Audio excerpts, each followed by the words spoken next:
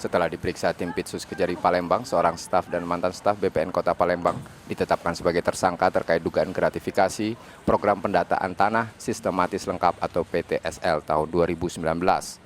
Tersangka masing-masing Ahmad Zairil, mantan kasih hubungan hukum BPN Kota Palembang yang saat ini menjabat Kepala BPN 4 Lawang, Joke Kasih Penataan dan Pemberdayaan BPN Kota Palembang tahun 2019.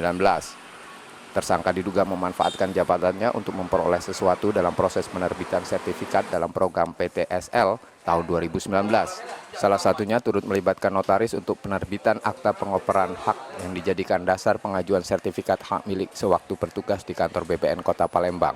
Pada 2019 mengajukan proses sebagai peserta PTSL oleh lurah, namun pengajuan tersebut tidak diproses dan diterbitkan sertifikat hak milik. Adapun peran dari kedua orang tersebut yakni Saudara AZ menjabat selaku Ketua Tim Judikasi, sedangkan Saudari Joke menjabat sebagai Ketua Satgas Yuridis PTSL tahun 2019.